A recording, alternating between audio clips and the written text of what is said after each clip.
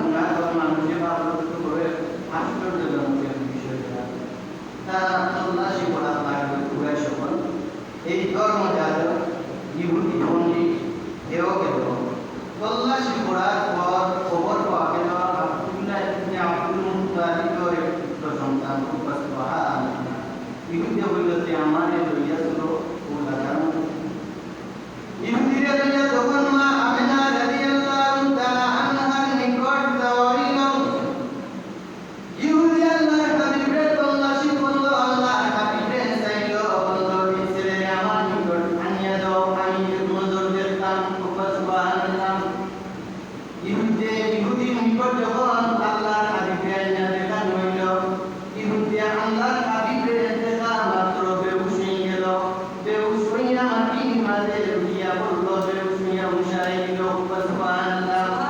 যে সময় তার হুশ ফিরে আইল তখন সে বর্ণনা করল যাহাবাতিন নবুওয়াতি মিন বনি ইসরাঈল থেকে নবুওয়াতি চলে গেছে এবং সে বলল আল্লাহর শপথ তোমাদের এই বংশের মান মর্যাদা কুরাইশ বংশের মান মর্যাদা উত্তর পশ্চিম উত্তর থেকে দক্ষিণ পর্যন্ত তা বিস্তার লাভ করবো সুবহানাল্লাহ ও এটাই ওদের ইহুদি হলে এটা ইমান আমি না পারা গড়ি মনে করতো তার কানুন আছে যে তারা চাইছি তারা জানে কি রসুল একটা তোমরা তো তারা পাইছে কিতাব মানে তারা পাইছে কিন্তু তারা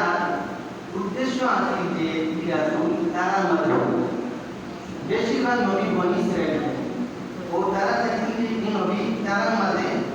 হয়তো এটা কিন্তু এই নবী তো আল্লাহ মনোনীত করছেন পুরা সংসার মাঝে ও এটাই ইমান আনতো না গড়ি মরি করতো ও এক মুশে আছে মানুষের জিজ্ঞেস করল এই পুত্র সন্তান জন্ম হওয়ার খবর আপনি কিভাবে পাইলেন ইহুদি ধর্মযাজক বললেন শুনো আমি আরবের বাসিন্দা নয় আমি সিরিয়ার বাসিন্দা জান্নাতের দেশ বরকতের দেশ আমি যখন তাওরাত কিতাব বাহির করিয়া পড়ি অবলুপ্সান করি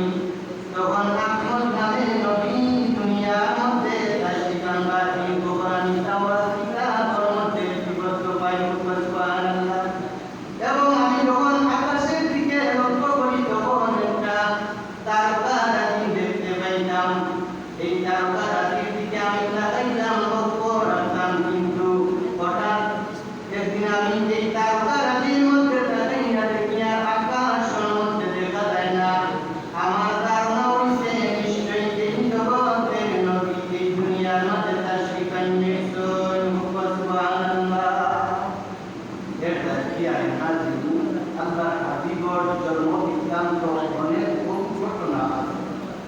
যে এই মাসটা পুরা মাস আল্লাহ হাবিবর শান মান আলোচনা করা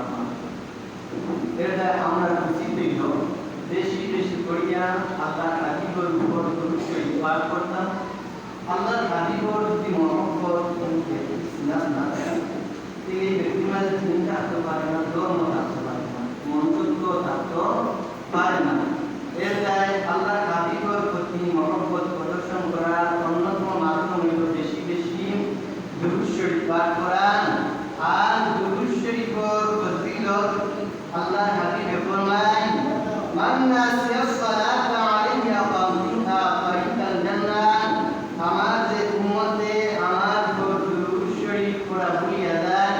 সেজন্য জান্নাতের রাস্তা পাইবে এর গায়ে